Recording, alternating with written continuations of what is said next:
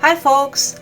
Welcome back to today's episode where we cover one of Eastern Europe's most recognizable landmarks here in Transylvania, the White Fortress of Alba Iulia, also known as the Citadel of Alba Carolina.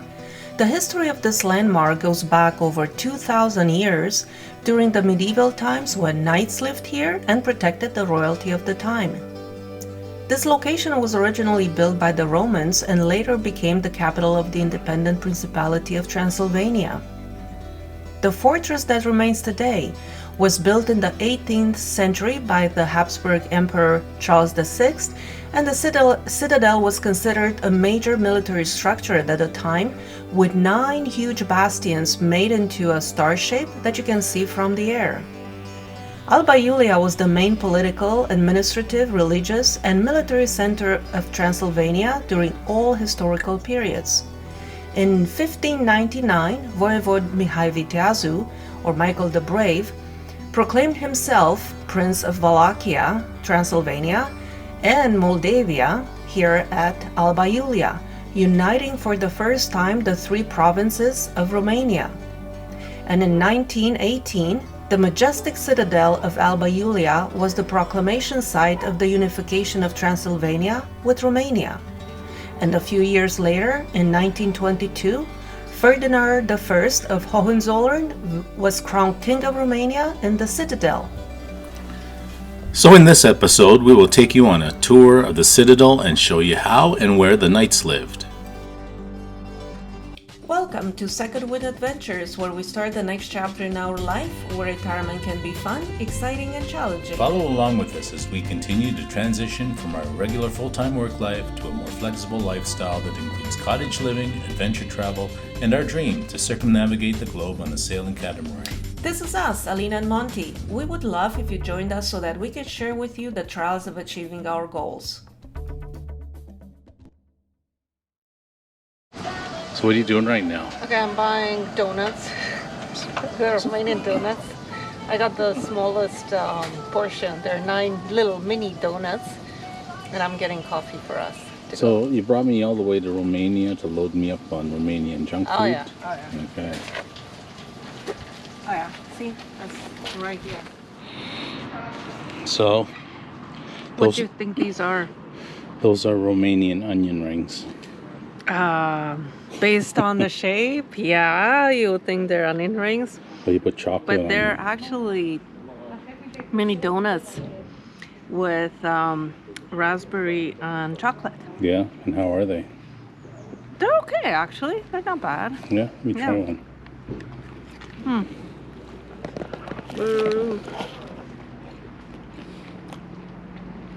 Not bad.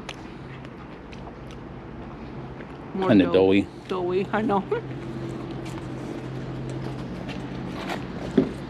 Hey, so we're at the White Fortress in Alba Iulia.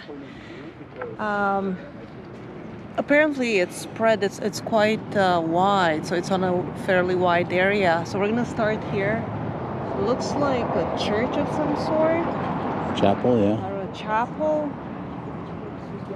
And yeah, so come with us. I have no idea what to expect, so come along.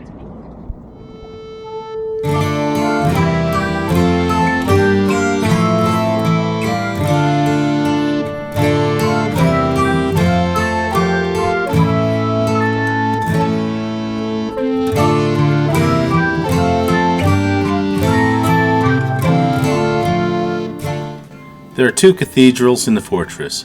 This one is the Orthodox and the other one next to it is the Roman Catholic Cathedral. The whole fortress was renovated in 2009 at a cost of 47.5 million Roman lei, which is their local currency. You can see from the condition of the cathedral and the courtyards that the restoration was meticulously done.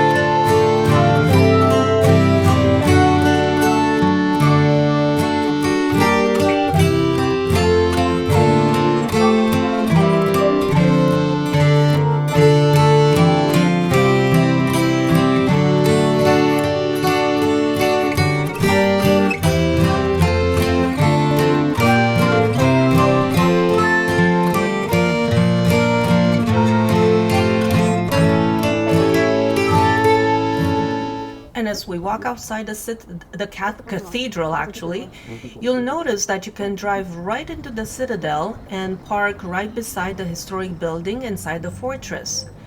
This is probably one of the least busy historic sites that we've ever been to, given so few tourist crowds seem to be here.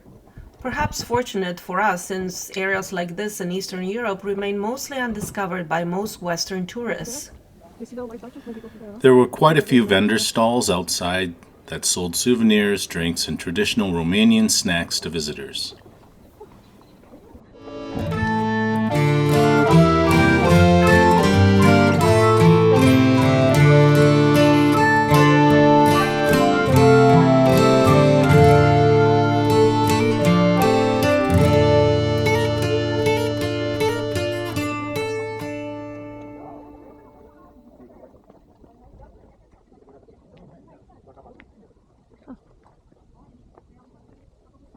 That's another cathedral.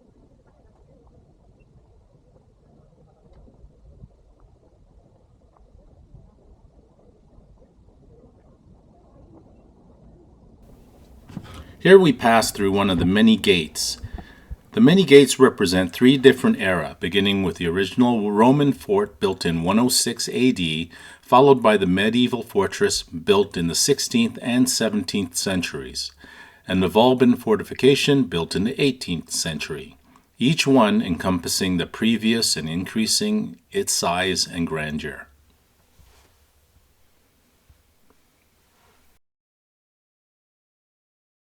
Okay, we're right on the rampart and the fortress wall, so we're going along the outside. It's pretty cool. It's all old, ancient brickwork, and it's a huge place, so let's have a look.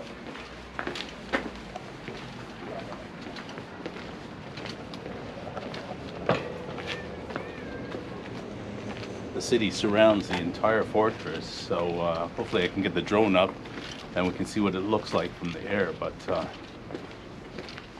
all these walls everywhere, it's like almost in the shape of a star, and it's pretty extensive.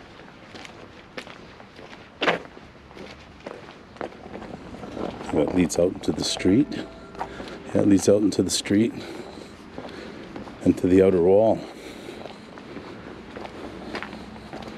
I guess back in the day there were soldiers running around trying to fight off the invaders. There is one part of it that's just for torture and sacrifice. Oh yeah, that's right up my alley. So yeah, there's the outer wall, so we're in the outside. So maybe we can go down that way. Yeah, okay. So we're there. I know, can you imagine all the soldiers that were running around here getting killed by muskets that were being fired through these holes in the wall?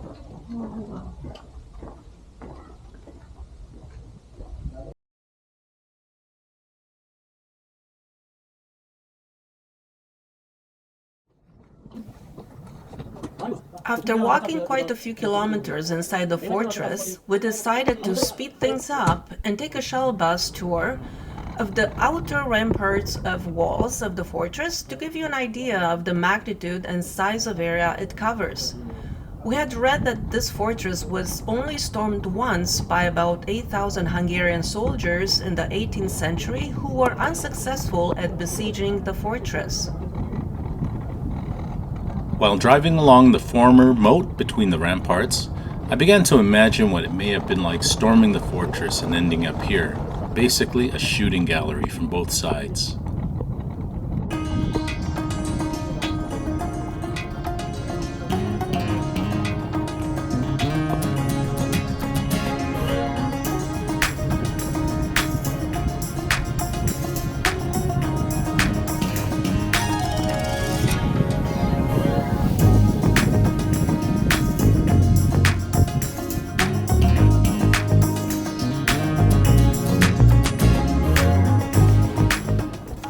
Once we reached the south gate and the monument, we got a full view of the town below.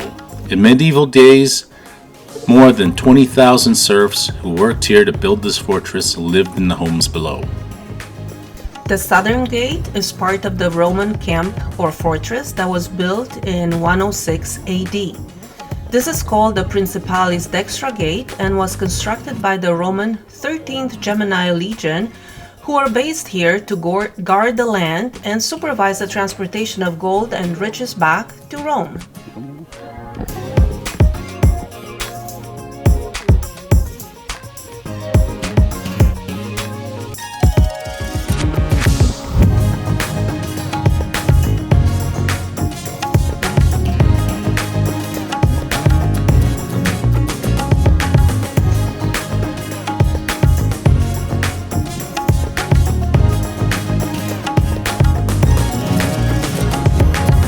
After entering back into the fortress through the southern gate, we go inside the old palace and inner wall fortifications to see where the knights who protected the fortress lived.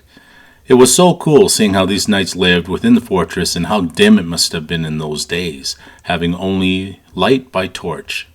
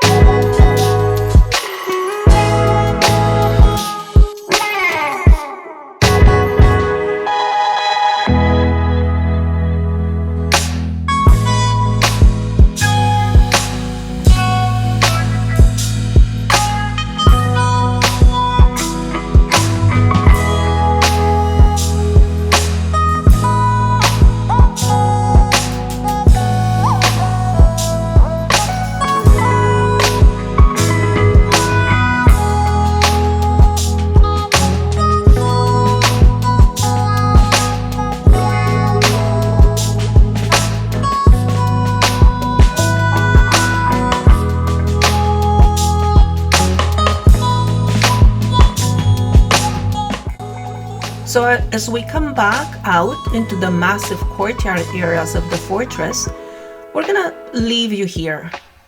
We do hope you enjoyed this episode and a glimpse into medieval and pre-medieval history here in Romania.